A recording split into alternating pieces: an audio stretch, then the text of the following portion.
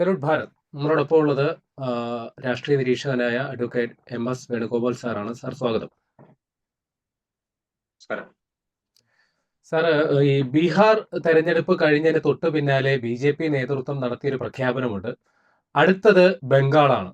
അപ്പോൾ BJPയെ സംബന്ധിച്ച് അവരുടെ ട്രാക്ക് റെക്കോർഡ് പരിശോധിക്കുമ്പോൾ പറഞ്ഞതെല്ലാം നടപ്പിലാക്കിയ ഒരു ചരിത്രമുള്ള രാഷ്ട്രീയ പ്രസ്ഥാനമാണ്. അപ്പോൾ അവര് ബീഹാർ പിടിച്ചെടുത്തു, RJD അപ്രസക്തമായി, ബംഗാൾ വന്നു, തൃണമൂൽ കോൺഗ്രസ് അപ്രസക്തമായി. ഇങ്ങനെയാണെങ്കിൽ ഈ പ്രതിപക്ഷ സഖ്യം, ഇന്ത്യ സഖ്യം എന്നൊക്കെ വിളിക്കുന്ന പ്രതിപക്ഷ സഖ്യത്തിന്റെ ഭാവി എന്താണ്? BJP ഒരു അസ്പർശ്യരായിട്ട് ഈ രാജ്യം വരുന്ന കാലത്തേക്ക് തുടർച്ചയായ ഒരു ഭരണത്തിലേക്ക് പോകുന്ന ഒരു രാഷ്ട്രീയ സാഹചര്യമാണോ വന്നുകൊണ്ടിരിക്കുന്നത്? സാറിന്റെ നിഗമനം എന്താണ്? BJP അസ്പർശ്യം എന്നല്ല പറയേണ്ടത്. BJP ഒരു ഏകഛത്രാധിപതിയായി ഇപ്പൊ തന്നെ മാറിക്കഴിഞ്ഞു. ഏതാണ്ട് സദേൺ ബെൽറ്റ് മുഴുവൻ ഇന്ന് കിഴക്ക് മുതൽ പടിഞ്ഞാറ് വരെ മധ്യ ഇന്ത്യയും ഏതാണ്ട് ഉത്തര ഇന്ത്യയിൽ ഇനി ബാക്കിയുള്ളത് ജമ്മു കാശ്മീർ മാത്രമേ ഉള്ളൂ. ആ വിധത്തിലേക്ക് ഹിമാചൽ ശകലമുണ്ട്, അത് എപ്പോ വേണോ പിടിക്കാവുന്നുള്ളതേ ഉള്ളൂ. ആ വിധത്തിലേക്ക് അവര് മാറിക്കഴിഞ്ഞു. അതായത് ഉത്തരേന്ത്യ പൂർണ്ണമായും ദക്ഷിണേന്ത്യ ഭാഗികമായും ഇന്ന് BJPയുടെ കൈവശമാക്കി. ആന്ധ്ര അവരുടെ കയ്യിലാണ്. കർണാടക എപ്പോ വേണേലും അവർക്ക് കൈക്കലാക്കാവുന്നതാണ്. തെലങ്കാനയും അതുപോലെ അവർ വിചാരിച്ചാൽ നേടാവുന്നതാണ്. തമിഴ്നാട്ടിലും അവരുടെ വേരുകൾ ശക്തമായി കഴിഞ്ഞു. അപ്പൊ ഈ സാഹചര്യത്തിൽ കാശ്മീർ കഴിഞ്ഞാൽ പിന്നെ കേരളം മാത്രമേ അവർക്ക് പ്രശ്നമുള്ളതുള്ളൂ എന്ന് എനിക്ക് തോന്നുന്നു. ഒരുപക്ഷെ തമിഴ്നാടിന്റെ കുറച്ചു ഒരു പകുതി തമിഴ്നാട്ടിലേക്ക് അവർ വേര് പോയി. അപ്പൊ ആ രീതിയിലേക്കാണ് അവർ പോകുന്നത്. അത് നമ്മൾ ഉദ്ദേശിക്കുന്നത് പോലെ ബീഹാർ പിടിച്ചു, അത് കഴിഞ്ഞ് ബംഗാൾ പിടിച്ചു എന്ന് പറയുന്ന ലാഘവത്തോടെ പറയേണ്ട ഒരു കാര്യമല്ല. വലിയ യുദ്ധപ്പുറപ്പാടും വലിയൊരു മേൽനോട്ടവും നടത്തിയതിന്റെ ഭാഗമായിട്ട് വലിയ കാൽക്കുലേഷനോട് കൂടി നടത്തിയ ഒരു മഹാഭാരത യുദ്ധത്തിന്റെ പരിണിത ഫലമാണ് BJP 2 സീറ്റിൽ നിന്നും 82-ലെ 2 സീറ്റിൽ നിന്നും ഇപ്പോൾ എത്തിയിരിക്കുന്ന ഈ അപ്രമാദിത്വം എന്നുള്ളത്. ഇതിൽ ഇന്ത്യ മുന്നണിക്ക് ഇനി ഒന്നും ചെയ്യാനില്ല എന്നുള്ളതാണ്. അത് തകർന്നടിയുന്നത്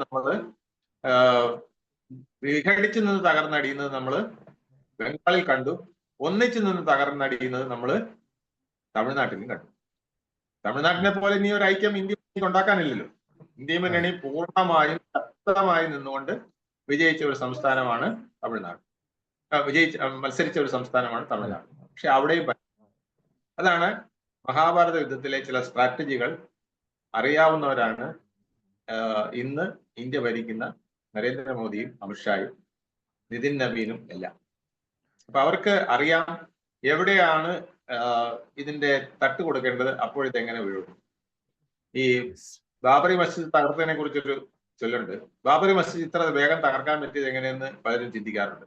അതിനെക്കുറിച്ച് പറയുന്നത് ഒരു വലിയ മലയുടെ മുകൾ സൈഡിൽ ഇരിക്കുന്ന ഒരു സാധനം. അപ്പൊ അതിന്റെ സ്ട്രാറ്റജി എന്ന് പറഞ്ഞാൽ ഇത് ഇടിച്ചു പൊളിക്കുക എന്ന് പറഞ്ഞാൽ അസാധ്യമാണ്. എത്രയും പെട്ടെന്ന് ഇത് പൊളിക്കണമെങ്കിൽ അതിന്റെ ഒരു എഞ്ചിനീയറിംഗ് ഉണ്ട്. താഴ്വാരത്തിലേക്ക് നിൽക്കുന്ന ഭാഗത്തെ കുറച്ച് അടിസ്ഥാന കല്ലുകളാക്കി കഴിഞ്ഞാൽ ഇത് തകർന്നു പോകും. അങ്ങനെയാണ് അത്ര പെട്ടെന്ന് ഇത് തകർക്കാൻ കഴിയുന്നത്. ഞാൻ പറഞ്ഞത് ഒരു കാര്യത്തിലല്ല, പല കാര്യത്തിലും ഇങ്ങനെയൊക്കെ ചിന്തിക്കുന്നവരും അവരുടെ ഇടയിലുണ്ട്. ഏതിനെ എപ്പോ എങ്ങനെ തകർക്കണം, അതിന് ഏത് ആണിക്കല്ലാണ് ഉരേണ്ടതെന്ന് അറിയാവുന്ന ഒത്തിരി പേര് അവരുടെ കൂടെയുണ്ട്. അത് നരേന്ദ്രമോദിയുടെ അമിത്ഷായുടെ മാത്രം എടുക്കണമെന്ന് ഞാൻ പറയില്ല. അതിന്റെ പിന്നിൽ വലിയ ഒരു ഭഗീരഥ യത്നമുണ്ട്. ഇന്ത്യ മുന്നണിക്ക് അങ്ങനെ ഒരു ഭഗീരഥ യത്നം ചെയ്യാനുള്ള ഒരു സേന അവരുടെ കൂടെ. ഇന്ന് ലോകത്തിലെ ഏറ്റവും വലിയ രാഷ്ട്രീയ പാർട്ടി എന്ന് പറയുന്നത് BJP ആണ്. ഏതാണ്ട് 14 കോടിയോളം ജനങ്ങളുള്ള ഒരു രാഷ്ട്രീയ പാർട്ടി 15ലേക്ക് കടക്കുകയാണെന്നാണ് ഞാൻ. ആ വലിയൊരു രാഷ്ട്രീയ പാർട്ടി, ചൈനയിലെ രാഷ്ട്രീയ പാർട്ടിക്ക് പോലും, ചൈനീസ് പീപ്പിൾസ് പാർട്ടിക്ക് പോലും 10 കോടിയിൽ താഴെയുള്ളൂ അംഗങ്ങൾ. ഇവിടെ 15 കോടിയോളം അടുത്ത് അംഗങ്ങളുണ്ട്. ചൈനയിൽ എല്ലാവരും പാർട്ടി ചേരണമെന്ന് പറഞ്ഞാൽ എല്ലാവരും പാർട്ടി ചേരും. ഇവിടെ ആണെങ്കിൽ അങ്ങനെയല്ല. മത്സരിപ്പിൽ നിന്ന് വെട്ടിപ്പിടിച്ചതാണ് ഈ 15 കോടിയോളം വരുന്ന മെമ്പർഷിപ്പ്. വലിയൊരു അച്ചീവ്മെന്റ് ആണ്. അപ്പൊ ആ ഒരു മഹാ സേനയോട് ചെറിയ ഏച്ചു കെട്ടിയ സേന ചെന്ന് കളിച്ചാൽ പരാജയപ്പെടുന്നത് എങ്ങനെയായിരിക്കും എന്നുള്ളത് ബംഗാളിലൂടെയും നമ്മൾ തമിഴ്നാട്ടിലൂടെയും കണ്ടു. തമിഴ്നാട്ടിൽ അവർ ഭരണം പിടിച്ചില്ല, പക്ഷെ അവർ ഉദ്ദേശിച്ചതിന്റെ ഏകദേശം എത്തിക്കഴിഞ്ഞു. ഇനി ബാക്കി എളുപ്പമാണ്.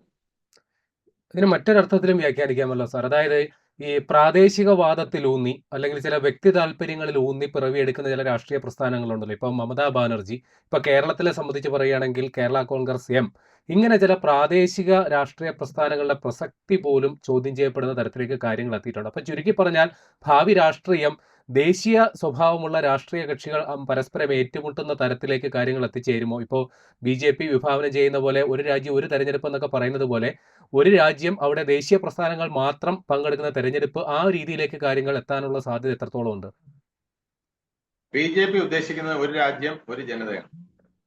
ആ ഒരു ജനതയിലേക്ക് കൊണ്ടുവരണമെങ്കിൽ എല്ലാവരും ദേശീയ ബോധമുള്ളവരായിരിക്കണം. ഭരണപക്ഷമായാലും പ്രതിപക്ഷമായാലും പ്രാദേശിക കക്ഷിയായാലും അവർക്ക് ഒന്നാമതായി വേണ്ടത് ദേശീയ ബോധമാണ്. ആ ദേശീയ ബോധം അവർ വളർത്തിക്കൊണ്ടുവരുമ്പോൾ ദേശീയ ബോധം വളർത്തുന്ന പ്രാദേശിക ദേശീയ പാർട്ടികൾ ഇവിടെ ഇല്ലെങ്കിൽ ഒരു തർക്കമില്ല. കാരണം ദേശീയത എന്ന് പറയുന്നത് നമ്മുടെ കുടുംബ മഹിമ എന്ന് പറയുന്ന പോലെ. ഇപ്പൊ നിങ്ങളുടെ വീട്ടിലെ 5 പേരുണ്ട്, 5 പേരും നിങ്ങളുടെ അല്ലെങ്കിൽ 50 പേരുണ്ട്. ആ 50 തായ്വഴികളായി ചേർന്നിട്ടുള്ള ഒരു വലിയ കുടുംബമാണെന്ന് വിചാരിക്കുക. ആ കുടുംബത്തിലെ 50 പേരും ഒരുപോലെ തങ്ങളുടെ ആ തായ്വഴി രക്ഷപ്പെടണം, തങ്ങളുടെ ആ കുടുംബ മഹിമ നിലനിർത്തണം എന്ന് വിചാരിക്കുമ്പോഴാണ് നിങ്ങളുടെ കുടുംബം നിലനിൽക്കുന്നത്.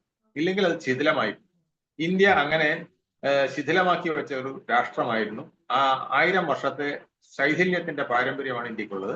അത് സ്വാതന്ത്ര്യാനന്തരം പട്ടേല് ഇത് 600 പരം നാട്ടുരാജ്യങ്ങളെ ഒന്നിച്ചു ചേർത്ത് തുപ്പലൊട്ടിച്ചു വെച്ച ഒരു രാജ്യമാണ്. ആ രാജ്യത്തിനെ യഥാർത്ഥത്തിൽ യോജിപ്പിക്കാൻ കോൺഗ്രസ് ഒന്നും ചെയ്തില്ല എന്നുള്ളതാണ് അവർ ചെയ്ത വിപത്ത്. അവരിതിനെ പല വിധത്തിൽ വിഘടിപ്പിക്കാൻ ശ്രമിച്ചുകൊണ്ടാണ് വിഘടനവാദങ്ങൾ പഞ്ചാബിൽ വന്നു, വിഘടനവാദങ്ങൾ കാശ്മീരിൽ തലപൊക്കി. ഇതെല്ലാത്തിന്റെ കാരണം കോൺഗ്രസ് ആണ്. നിങ്ങൾ അതിന്റെ അടിസ്ഥാനം എടുത്ത് നോക്കുക. വിഘടനവാദം ആസാമിൽ വന്നു, വിഘടനവാദം തമിഴ്നാട്ടിൽ വരെ വന്നു എന്ന് പറഞ്ഞാൽ നിങ്ങളൊന്ന് ആലോചിച്ച് നോക്കൂ. LTT പുലികൾ തമിഴ്നാട് പിടിച്ച് ശ്രീലങ്കയുടെ ജാഫ്നയുമായിട്ട് ചേർത്ത് ഒരു രാജ്യം ഉണ്ടാക്കാനായിട്ട് ചിന്തിച്ചിരുന്ന ഒരു ലോകം ഉണ്ടായിരുന്നു എന്ന് നമുക്ക് വിശ്വസിക്കാൻ പറ്റും. ഇന്നതെല്ലാം മാറിയില്ലേ? അപ്പോ ഇന്ത്യയുടെ ദേശീയതയായിട്ട് കണ്ടിട്ടുള്ള ഏക രാഷ്ട്രീയ പാർട്ടി 1980-ലാണ് ഉദയം ചെയ്തത്. അന്നാണ് ഇന്ത്യക്ക് ദേശീയ സ്വാതന്ത്ര്യം കിട്ടുന്നത് എന്ന് പറയേണ്ടത്. 47-ൽ രാഷ്ട്രത്തിന്റെ ജോഗ്രഫിക്കൽ ഇൻഡിപെൻഡൻസ് കിട്ടിയെങ്കിലും നാഷണൽ ഇൻഡിപെൻഡൻസ് കിട്ടിയത് 1980-ൽ ഭാരതീയ ജനതാ പാർട്ടി എന്നൊരു പാർട്ടി രൂപീകരിക്കുകയും അതിന്റെ നേതാക്കൾ ദേശീയതയാണ് ഈ രാജ്യത്തിലെ ഏറ്റവും വലുത് എന്ന് ജനങ്ങളെ പറഞ്ഞു പഠിപ്പിക്കാൻ ശ്രമിക്കുകയും ചെയ്തപ്പോഴാണ് ഇന്ത്യക്ക് സ്വാതന്ത്ര്യം കിട്ടിയതിന്റെ ലക്ഷണങ്ങൾ കണ്ടു തുടങ്ങിയത്. അതായത് 36 വർഷത്തെ പഴക്കമേ ഇന്ത്യക്ക് ഉള്ളൂ എന്ന് വേണം പറയാൻ. നമ്മൾ 47 മുതൽ നമ്മൾ ഉണ്ടെന്ന് പറയുന്നത് വർഷമാണ്. 36 വർഷത്തെ പാരമ്പര്യത്തിലാണ് നമ്മൾ നിൽക്കുന്നത്. അതിൽ നിന്ന് അടിത്തറ ശക്തമാക്കാൻ ശ്രമിക്കുമ്പോൾ വിദേശ ശക്തികളും ചൈന അടക്കമുള്ളവരും നമ്മളെ തൊലയ്ക്കാൻ ശ്രമിച്ചുകൊണ്ടിരിക്കുന്നു എന്നുള്ളത് ഇവിടുത്തെ വിഘടനവാദികൾ മനസ്സിലാക്കുന്നില്ല. അതുകൊണ്ടാണ് അവർ പ്രാദേശികവാദമായിട്ട് വരുന്നത്. മമതാ ബാനർജി ചെയ്തത് അതാണ്. ബംഗാളികളെ ബംഗ്ലാദേശുകാരുമായി താരതമ്യം ചെയ്യുന്നു. ഞങ്ങളുടെ ഭാഷ അവരുടെ ഭാഷ ഒന്നാണ്. എനിക്ക് ബംഗ്ലാദേശികൾ ബംഗാളി സംസാരിക്കുന്ന കേൾക്കുമ്പോൾ എനിക്ക് രോമാഞ്ചം ഉണ്ടാകും എന്ന് പറയും. ഇതൊരു ദേശീയ നേതാവിനോ ഒരു പ്രാദേശിക നേതാവിനോ ഒരു സംസ്ഥാന മുഖ്യമന്ത്രിക്കോ ചേർന്നതല്ല.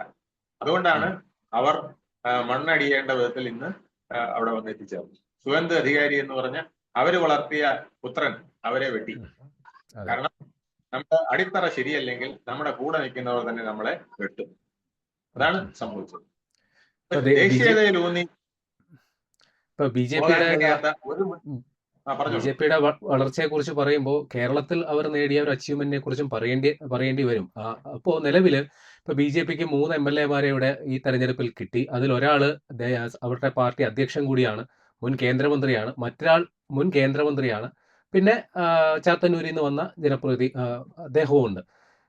പ്രതിപക്ഷത്ത് LDF-ല് പിണറായി വിജയൻ പ്രതിപക്ഷ നേതാവ് ആകുമോ ഇല്ലയോ എന്നുള്ള ചോദ്യം ഇപ്പോഴും അവശേഷിക്കുന്നു. അപ്പോൾ ഒരു പാർട്ടി അധ്യക്ഷനും 2 മുൻ കേന്ദ്രമന്ത്രിമാരും BJP നിരയിൽ അണിനിരക്കുമ്പോൾ സ്വാഭാവികമായിട്ടും യഥാർത്ഥ പ്രതിപക്ഷം ആര് എന്നൊരു ചോദ്യത്തിലേക്ക് കാര്യങ്ങൾ എത്തും. അങ്ങനെയാണെങ്കിൽ ഈ BJP കേരളം ഭരിക്കുമെന്നവര് 2036 മറ്റോ പ്രഖ്യാപിത ലക്ഷ്യം, അത് കുറെ കൂടി വേഗത്തിലാകാനുള്ള സാധ്യത തള്ളിക്കളയാൻ പറ്റുമോ? കേരളത്തിൽ ഇപ്പൊ തന്നെ BJP നിർണായക ശക്തിയായി. ഇപ്പോൾ 102 സീറ്റോട് കൂടി UDF അധികാരത്തിൽ വന്നതിന്റെ പിന്നിൽ BJP-യുടെ കരങ്ങളുണ്ട് എന്നുള്ളത്. അത് അറിഞ്ഞുകൊണ്ട് അവർ ചെയ്തതല്ല, അല്ലെങ്കിൽ അവര് അത്തരം ഒരു ഡിസിഷൻ ഒരിക്കലും എടുത്തിട്ടില്ല. പക്ഷെ അതാണ് സംഭവിച്ചത്.